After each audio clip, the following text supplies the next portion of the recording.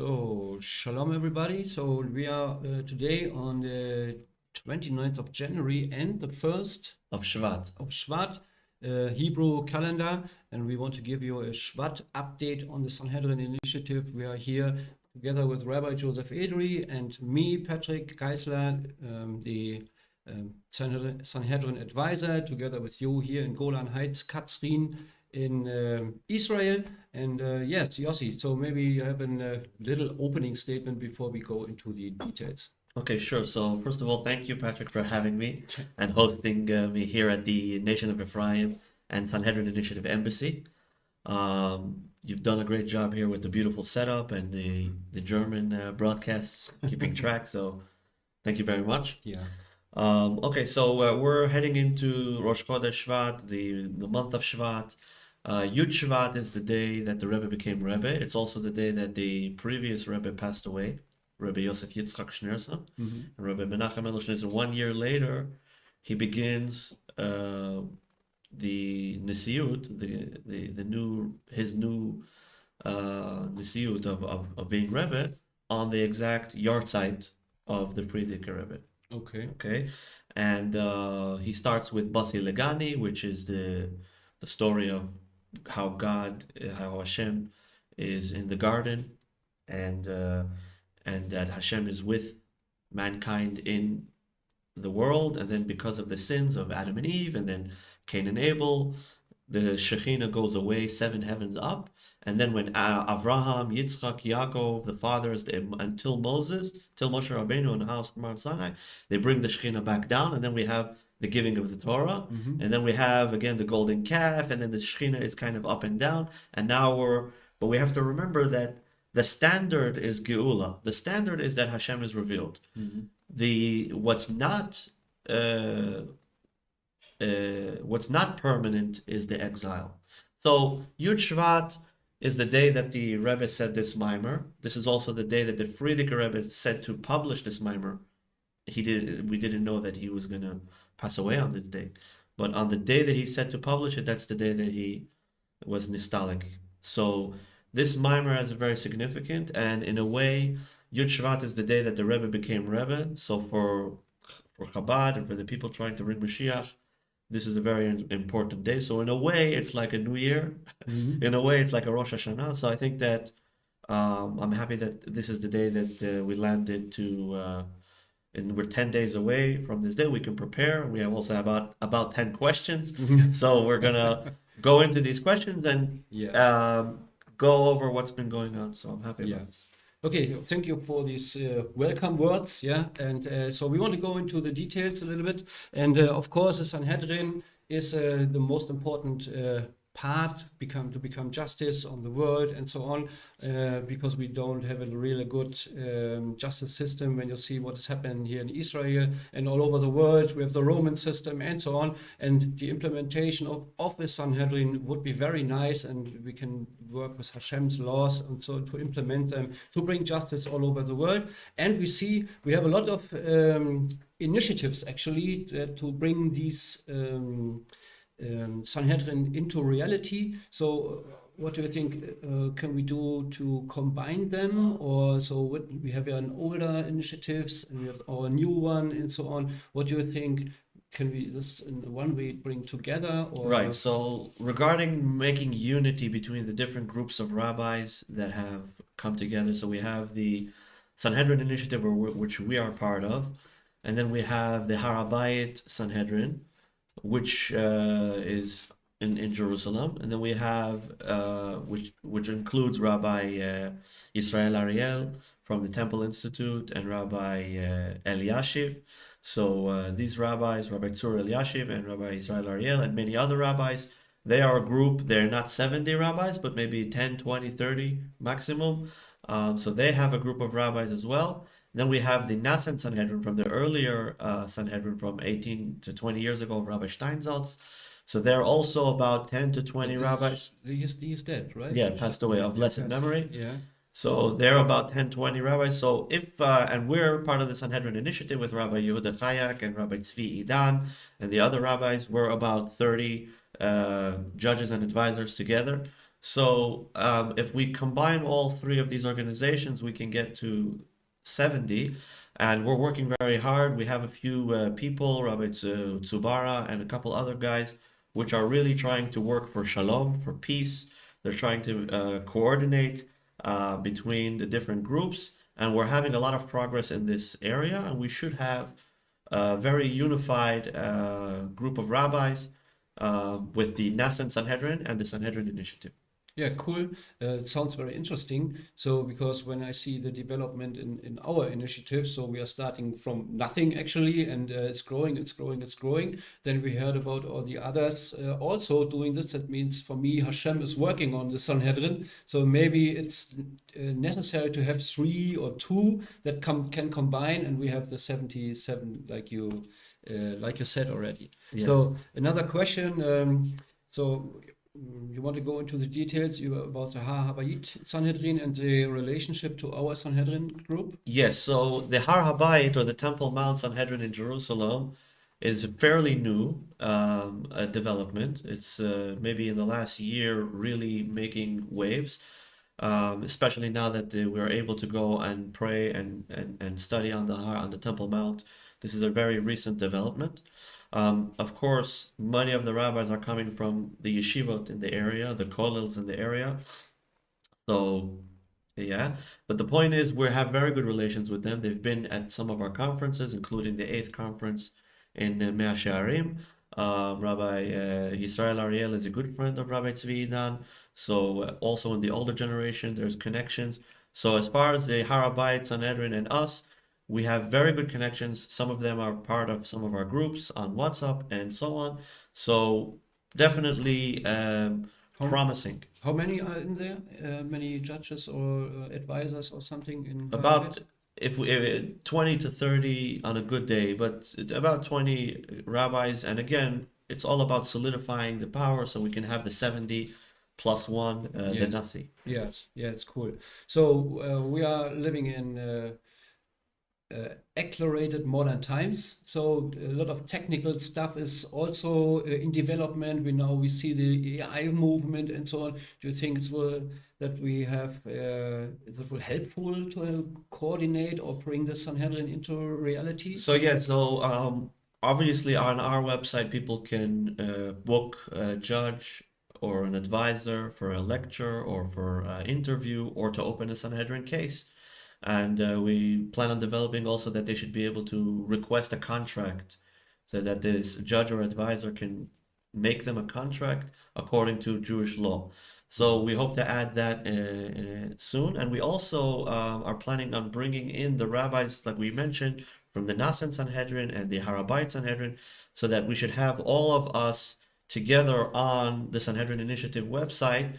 We want to offer this service to the other Sanhedrin groups so that we should know which rabbis we have and how much more we need. So I'm working with some of the rabbis. Of course, they don't have access to the internet in the way that Chabad rabbis do. So I'm trying to, this is another thing that I'm working with Rabbi Elyashiv by request of Rabbi Tzvi Idan. Rabbi Tzvi Idan is not so technical, so he told me to speak to Rabbi Elyashiv, and whatever Rabbi Elyashiv says is going to go. So I'm already had a couple meetings with Rabbi Elyashiv. We spoke for hours about how to integrate the judges and advisors from Rabbi Tzvi Idan's group onto our website. So this is another breakthrough. Yes. If this happens, then we're going to see our numbers of the judges and advisors go up significantly. So we're looking forward to that development as well. Regarding AI, you mentioned, so of course we have Professor Avraham Ehrlich, which is encouraging the judges and advisors to take advantage of the tools of AI to try to see how they can fast track some of the work that we need to do. We're using them a little bit for the articles, a little bit for different projects that we do. And so we had today a live stream about the golden age. So Donald Trump is said, yeah, we are now in the golden age in America. So actually, we can expect for the future that we have a golden age all over the world. Do you think that Sanhedrin is part of the golden age, or has to be part of this to or bring the golden age in? Definitely. So maybe Trump and Israel fighting terrorism is a very important step in security and safety for the world. So I hope that that's going to be part of the golden age narrative. Yeah. AI, we see now that the stocks dropped the other day, and the Chinese are coming in with their version of AI.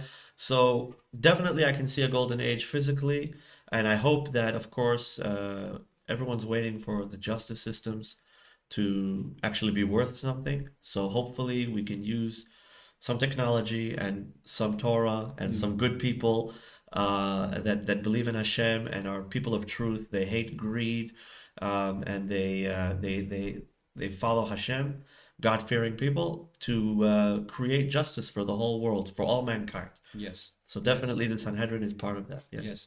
We as a nation of Avraham, we are also a part of this because this motivates us to come to Israel and work for the implementation of the Sanhedrin, to have real justice on earth. So 100%. the only place when you can realize real justice on the world is here in Israel. So because here's the epicenter of everything, everything is around the prophecy, the Torah stuff, and so on. Deswegen, that's why 100%. I always say that the Mechokek will never leave the house of Judah, right? Everyone knows this in the prophecies. The Mechokek is not a staff. Mechokek is the lawgiver. The Chok. Chok is the law. And the Chok is the Torah. The Torah is given to the children of Yehuda, or the children of Yaakov, the children of Israel. They are the ones who are supposed to give the law. So the moment that the nations understand that the children of Israel are supposed to give over the law, then they will be more open to hearing and accepting the justice that the Torah, of our covenant at Mount Sinai. That this means that the Ishmael, the Muslims, they have studied from Abraham to do hospitality, so they can strengthen in that. And Esav, which he will live on his sword, he should strengthen his defense and protection, like we see America protecting Israel. So we see the Emirates trying to make a lot of connections. We see it in the airlines and in travel from Israel to there. So hopefully we will see, just like an airline, they won the best award for the best airline in the world for the last couple of years, and they're doing great with tourism in in Dubai. So let's hope that they continue in this path of hospitality, and we all understand our place in the world and make the world a better place. Yes, yes. So I'm here from the beginning, actually, when we created the Sanhedrin Initiative, and I see the growing. So I was with Ulf and Hannes, and so one of the first advisors. So didn't have a clue about anything. Yeah. So what can I do as an advisor and so on. But you work with your challenge, or you grow up with your challenges. Yeah. So I can see a lot of advisors are coming into. Can you tell us something about the last advisors, which is coming into the Sanhedrin Initiative? Yeah.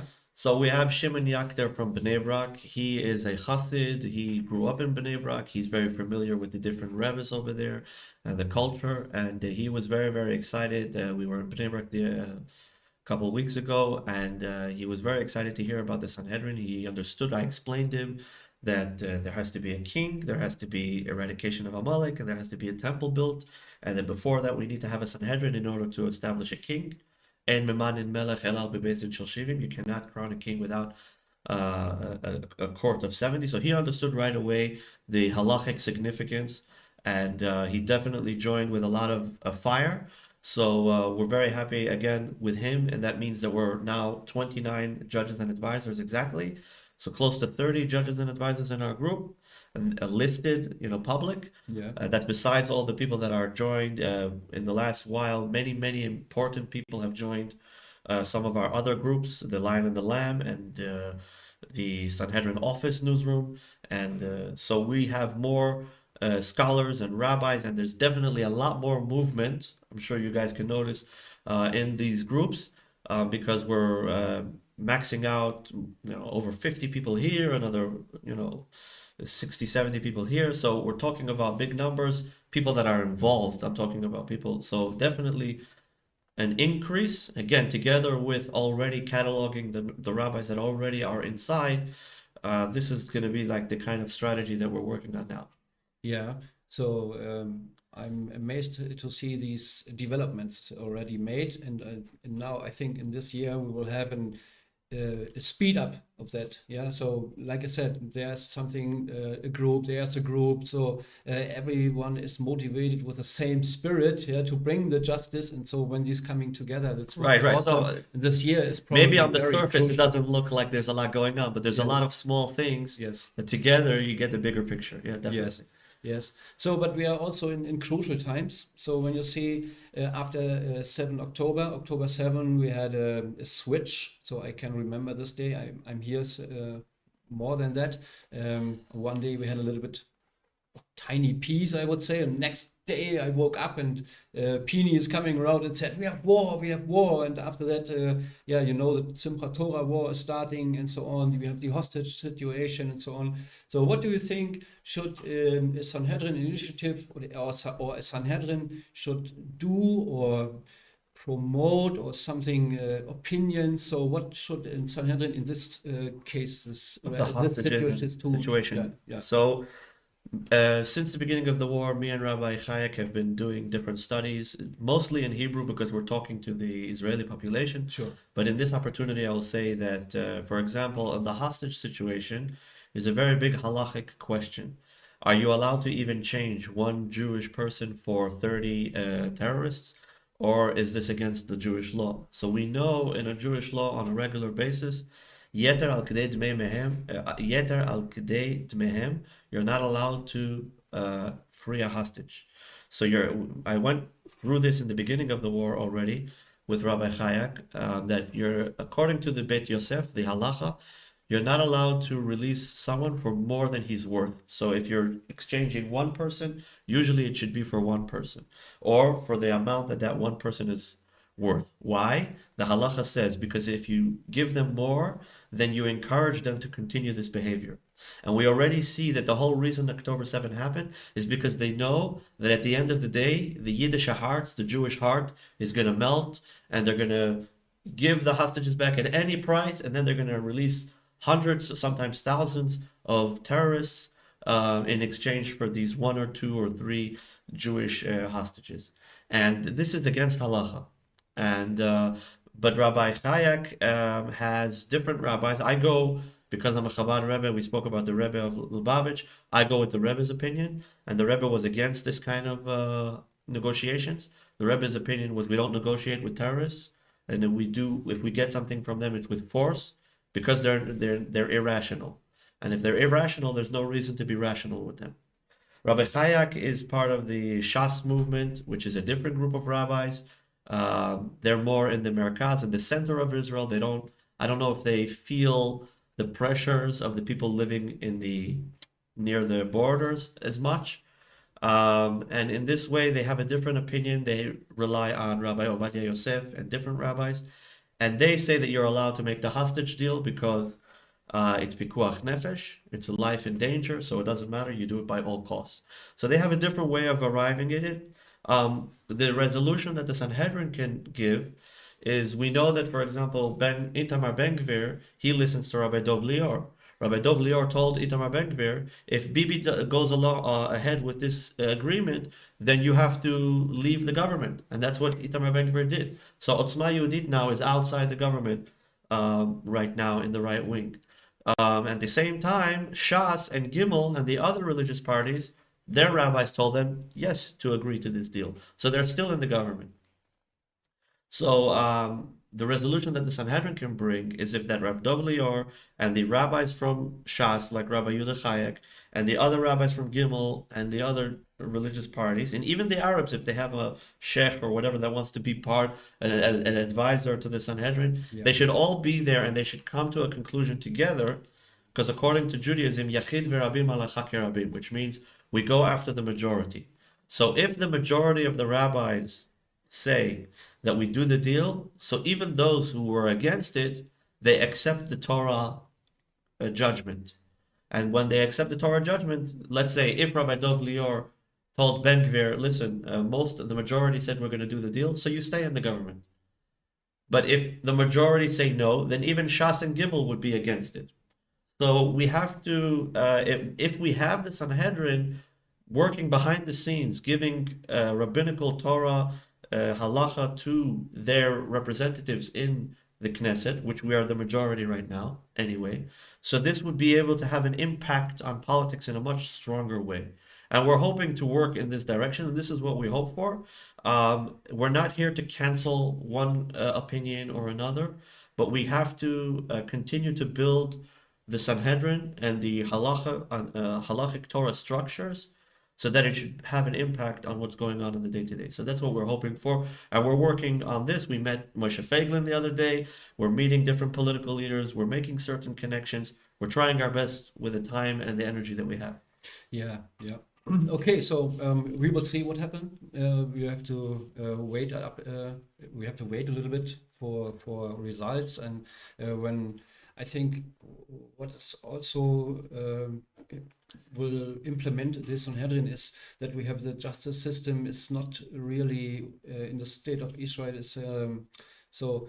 Not reliable. It screams for a Sanhedrin. So Yes. what they are doing in the Supreme Court and so on. So it's a so I follow it up. So when you see there was an election, the people chose that the government and the entire people wants to go more to Torah and not to the secular state. And in the war, so the main topics of the reform were Pushed aside, and so on. So that's my understanding. That the Sanhedrin will implement it more and more. So because it's an action and reaction part. Yeah? Right, So, we're seeing a lot of corruption in the justice right now. There's a new judge that was put in. He was put in by his friends, his judges, his friends. No one wants this guy. He's another what we call same old, same old. They have too much power in Israel, the justice system, and they're using it against the majority, against the democratic electoral system. It's not balanced at all. They are interfering with the Knesset. They're interfering with what we would call the Congress. yeah. So definitely, the Sanhedrin would would take away a lot of anxiety and a lot of stress from the people in Israel, because Yeah. right now the justice system is basically corrupt. So, and has no respect by the people.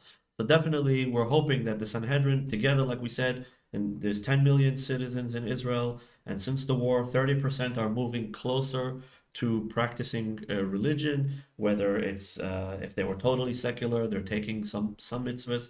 If they're in the middle, they're taking more. So we see people, there's a great movement of about 3 million people are more religious since the war began. So definitely, we're seeing the Messianic era unfold Yeah. before our eyes. And let's hope Yeah. that the Sanhedrin does its job and can Yeah, take and their responsibility. you have, of course, the Torah. The Torah is the constitution of the people of Israel. So it's God's laws. So, and when you say 3 millions are coming more and more to the laws of Hashem, they want to practice that, then I think it's part of this upcoming kingdom and so on, what we have. Yes, the like Geulah, the redemption. Like I and so spoke on. in the Knesset, that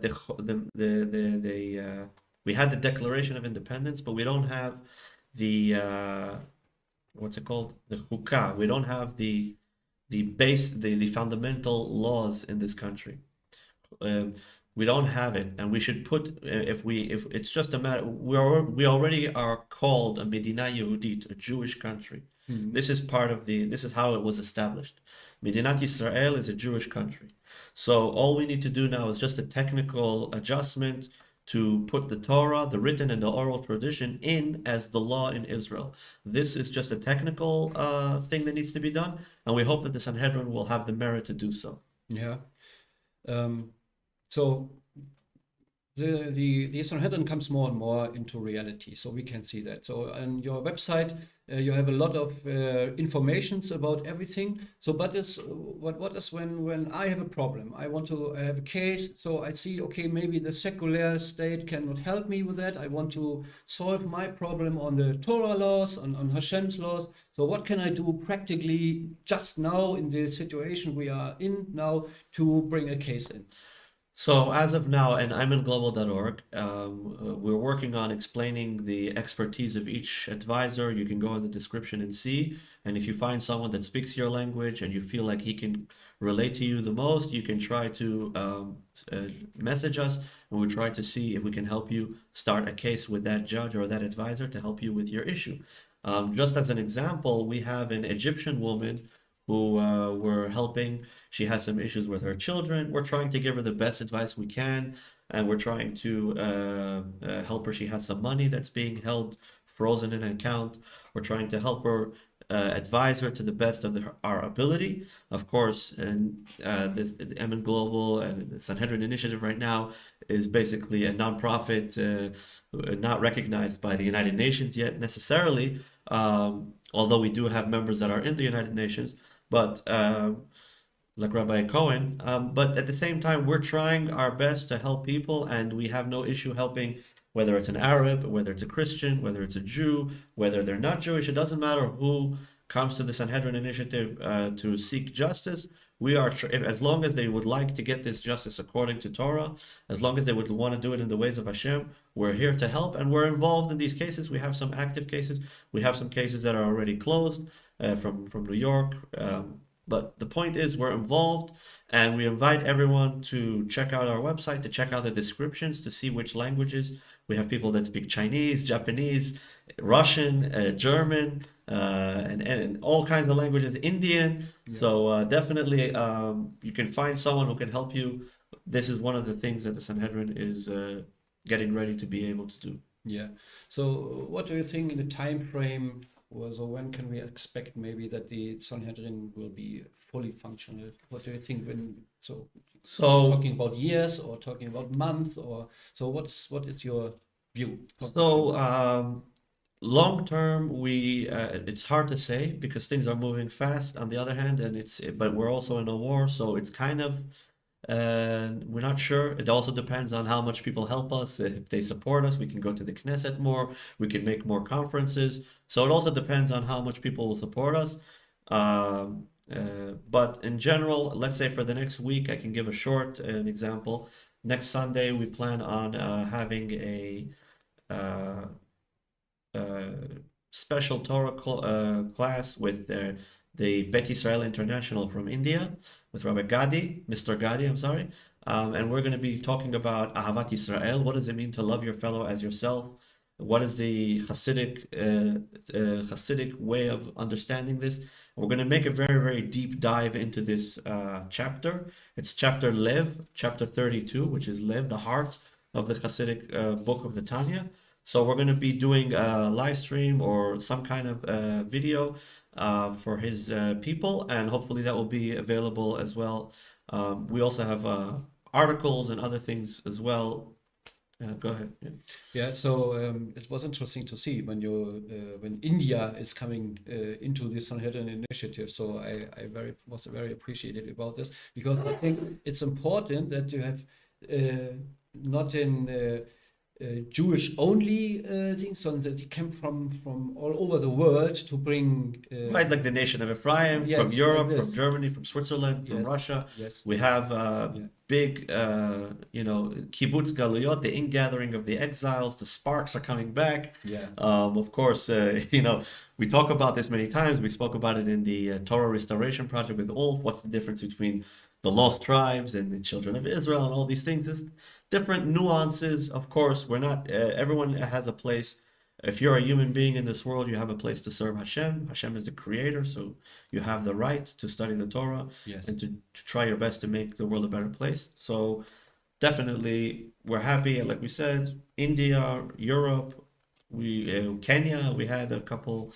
Yes, because a lot of people are afraid about the Jewish world domination stuff and so on. And I think when you see we have an international Sanhedrin with international advisors and so on from all over the world that sees now it's not only Jewish things, but it's for the entire world. It's 100%. It's made to serve the people. We Yes. have a friend from Nablus, from the West Bank. Yes.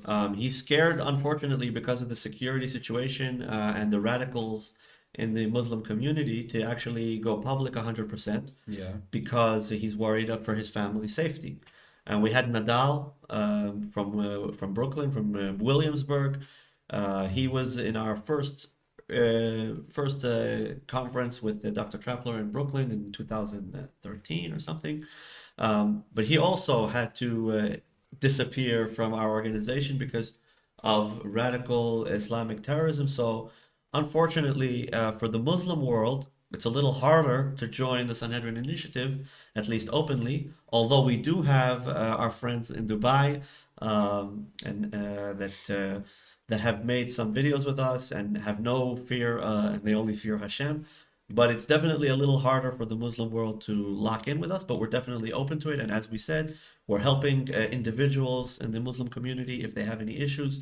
And we're definitely open to checking. My dream is to open the Quran with the Muslim scholars and open the Torah. And we can see that Bnei Israel and Moses that left Egypt, it's the same Bnei Israel in the Quran and the Torah. And that God tells the Jewish people to conquer the land. So according to the Quran and according to the Torah, it lines up the same. So if we really want to find the God-fearing scholars in the Muslim community and the Jewish community, that would be a dream come true, and we can resolve the conflict instead of fighting and bloodshed. And we have almost 40,000 dead in Gaza. That's what they're saying. Total destruction almost completely of the entire Gaza Strip. There's no infrastructure, no buildings left.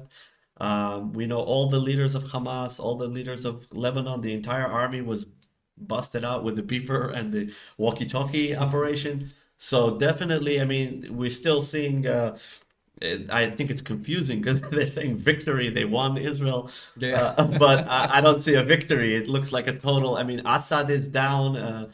So the Sunni radical extremists that are using violence to terrorize the Middle East are no longer. They're no longer a fighting force. Iran has no air defenses. They've been bombed. They've been harassed.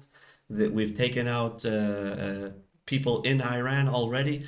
Like the famous clip where the guy, the cowl head is looking up, So definitely it looks like a victory for Israel. But again, for those who are screaming, what about the innocent babies, right? The innocent babies in Gaza, the innocent Palestinian babies. So if they're innocent and they're babies, I'm also against killing them. Well, I'm just worried that when you say innocent children, it's like 17, 18-year-old with an RPG. So then maybe he deserved what he got. So 8 years, guys, salute to Hamas. right, yeah, holding AK-47s. Yes. So of course, I'd much rather resolve the conflict with the scholars, opening up the Quran, the Torah, resolve the issues like this, than continuing the bloodshed. And that's what we hope the Sanhedrin will be able to be capable of. We do have Rabbi Ben Zion from Haifa, which is good friends with the Druze leadership community. Yeah. So there's many Muslim leaders that are happy to communicate and cooperate. Of course, we know that many Druze soldiers in the IDF as well. Yes. There's 2 million Arabs living relatively peacefully in Israel right now. Yeah. So we hope to continue to build on the good things that exist and to lower the conflict in the area. Yeah. So we are talking about really big things. Yeah. So maybe when someone is new, that he's a little bit overwhelmed from all the topics we have now in this short update here. So what can someone do when he wants to learn something about the Sanhedrin? So what can he do? What can you advise for him to Sure. that he can inform himself? Sure. So on MN Global, which is Mashiach News Global, so on mnglobal.org, we have the Sanhedrin Services page.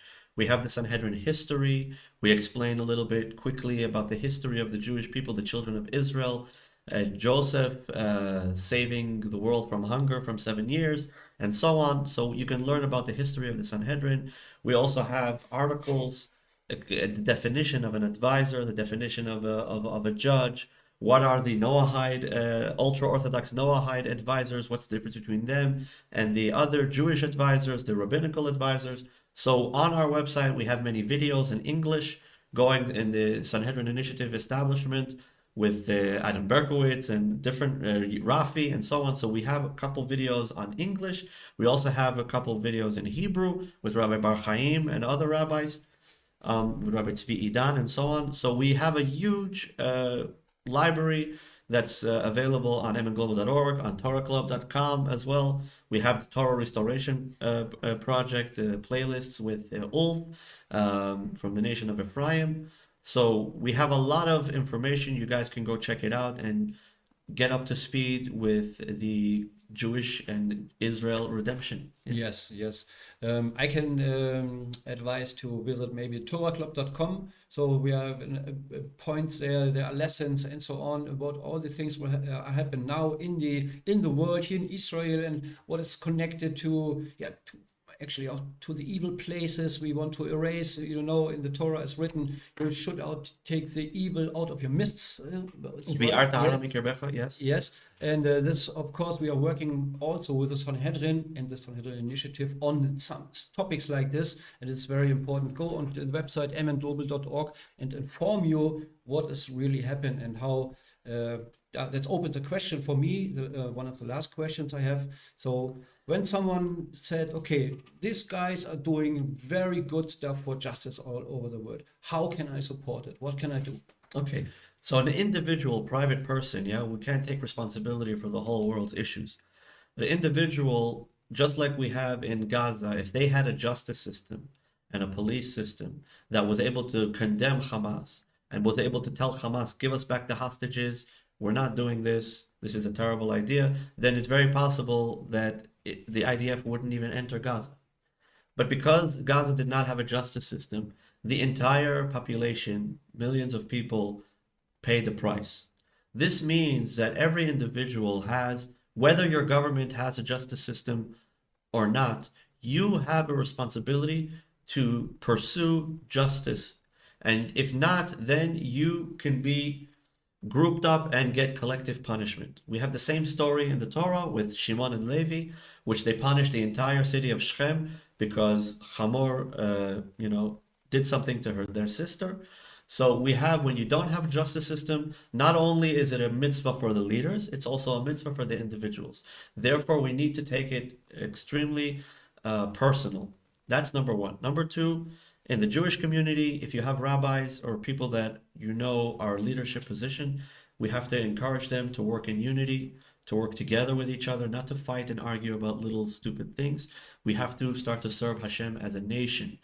We're ingathering of the exiles, little Jews from Morocco, from Germany, from Russia, from every place in the world. We all coming back to the Holy Land, but we need to serve Hashem as a nation, as one.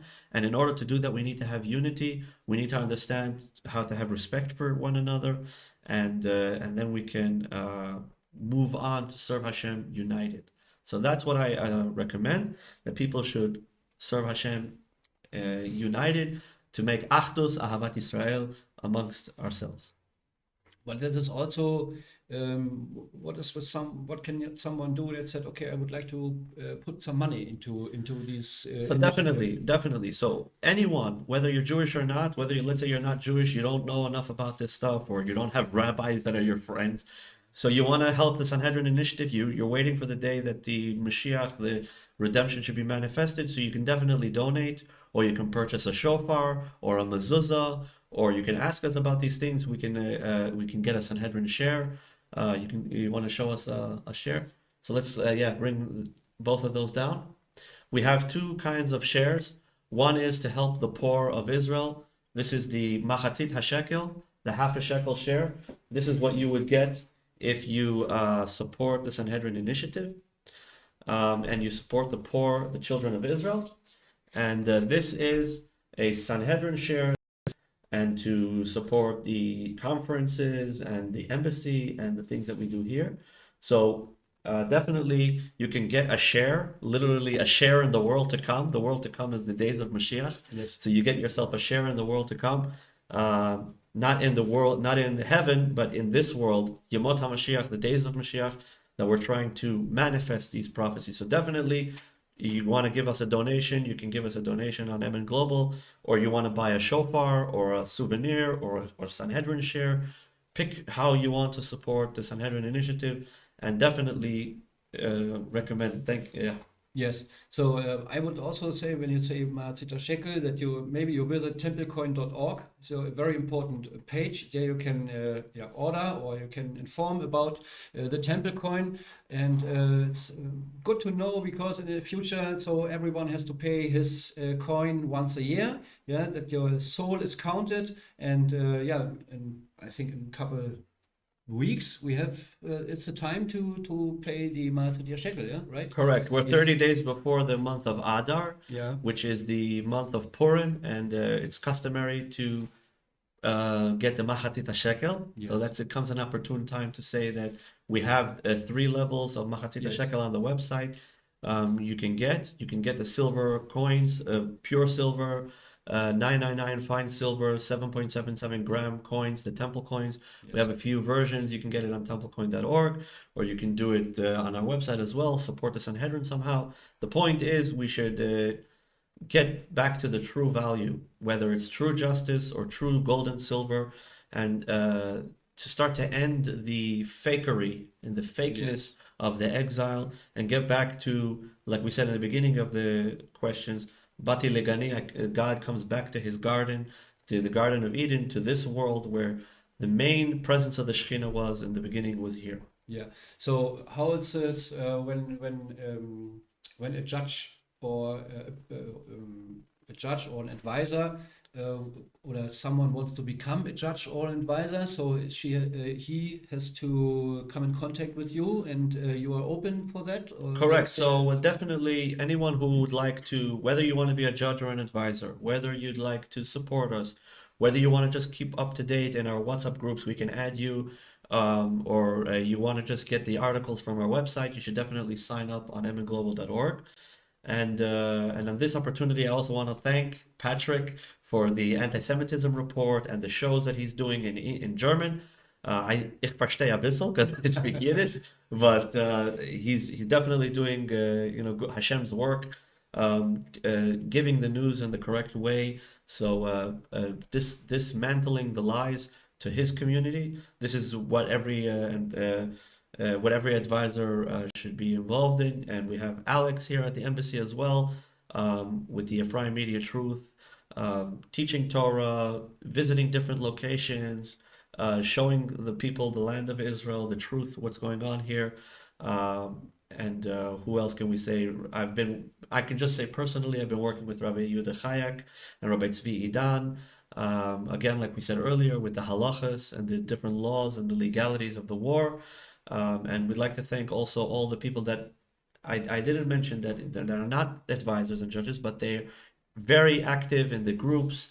They're very active in government. We have friends in Otzma Yehudit, in the Knesset, Professor Avraham Ehrlich, and others. So definitely thank you so much to everybody, and to Yuri, and to all the other advisors, to Ulf, and really to the whole team. Moshe Cohen is doing good work behind the scenes as well. We have some secret projects that we can't talk about yet, but we definitely are going to be able to actually use our experience, this weirdness of the Germans and the Jews and all this. We're going to try to create some kind of a message, some kind of a media format, to be able to bring this experience that we experience here with the Sanhedrin Initiative to the rest of the world, so that the rest of the world should understand how unique and how special this progress has been. Bezrat Hashem. I can't say too much, but that's what I'm going to say. Yeah, so I would add something. So when I see, so we have a special situation. So we are coming as Germans to Israel, and we want to make some new stuff, actually, to come together with you, make peace. Yeah, to make peace. And 2 days ago we had the Holocaust Remembrance Day. So in Germany you have always the guilty stuff on the third generation already after the horrible crime which has happened. And like the rabbi said, actually we are going into the new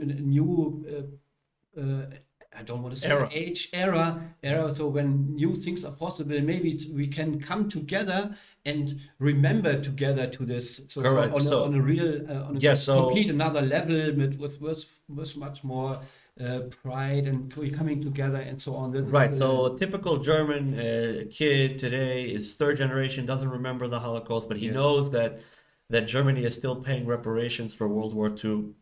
And at the same time, it's weird because he sees the Muslim migrants coming in. Yes. So he's paying more taxes. They're getting a free ride in Germany.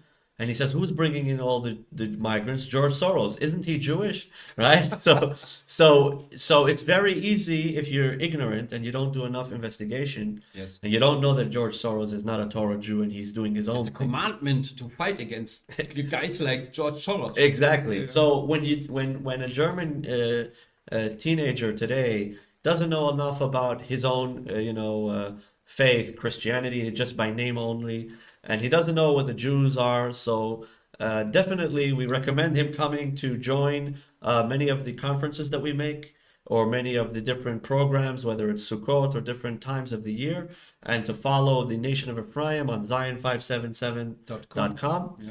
And to be part of that community, because you can come to Israel just like Patrick and Alex and Yuri and then the rest of the guys came here and the different conferences that we had, whether it's in Haifa or in the Temple Mount. We had a blast a couple times. So when you come to Israel, you see, what are these Jews? Who are these Jews that are causing us all this guilt and all this taxation? What is this? You come here and you'll see. You might be surprised that we don't have horns under our kippah, and that and maybe some of the myths and some of your questions can be answered by joining the Sanhedrin Initiative or the Nation of Ephraim, and hopefully we'll have more understanding. Yeah, it's part of the Nation of Ephraim, so I'm already realized that we are actually building bridges. Yeah, so to the Christian world, to bring it together and show, okay, maybe there's something wrong, and there we can come over that. Yeah, so a lot of good things are happening right now because the time we are living in gives us the opportunity to make some real good stuff. So to make some new stuff, come in to make great changes. Yeah, and make peace. Yeah, peace Make is so much important with justice combined in the Sanhedrin. It's a great project. I'm very, very proud of it to be part of these developments we have now. So we have 47 minutes now. So in our analytics for our videos, after 12 minutes and 38 seconds, the people don't listen anymore. That's why I want to finish this in this moment, but not without a little closing statement, and then we say goodbye to our audience. All right, so thank you everybody, and Bezrat Hashem will continue to see miracles, and even though the hostage situation seems a little bit unfair because so many terrorists are being released, just for some innocent, the girl, her only crime was that she's Jewish, and maybe she served in the IDF, that was her crime. Where we're talking about releasing people who actually have blood on their hands, that because of them 10, 20, 30, 40, 50 people were killed.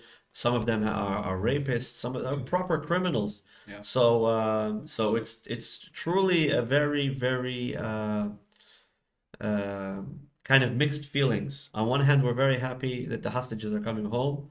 On the other hand, we're keeping a very close eye on Hamas. If they screw up this deal, we are going to go back and we're going to go back to finishing what we started, because we're really trying to enter the era of peace and justice and truth in the Middle East. And of course, no civilization can survive with people who jump to violence so quickly, without going through the proper channels. So with that, I say I bless all those who support the Sanhedrin Initiative.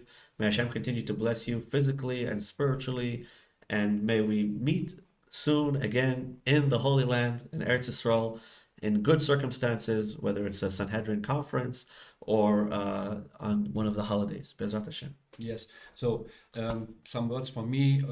I want to say thank to the Israeli people that we can hear, that we can bring this into building this up, and I'm very excited to see this will come free. For me, it's good. So because in Talmud is written, so when you save one soul, yes, but at the end there has to be a solution for that, because after this thing is before the next 710. Yeah, so what we have. Yes, we have to prepare for the next yes, secure the borders and everything. So yes, of course, and maybe there's in Hashem's will there is a solution. He said the name of Amalek will completely erased at the end. That means also that there's a solution in Gaza. We have also in Zechariah 9. So there's written that there's a solution written. Everybody can see that for yourself. And hopefully that will end on a good way, or it will end on the good way. I think that will come to reality. And so for today, I can say, go on our website, check out what we have, what we did, and what will come in the near and former future, or a future far away. So everything is on a good way. And thank you for your audience, and like that, comment that, make an apple. How you call it in English? Share. Share and the bell. Oh, subscribe and for notification. Subscribe and notification. Thank you for that. So bye-bye. God bless you all. So we see you on the next Sanhedrin Initiative update, and hopefully we'll see you together and see you again. Bye-bye.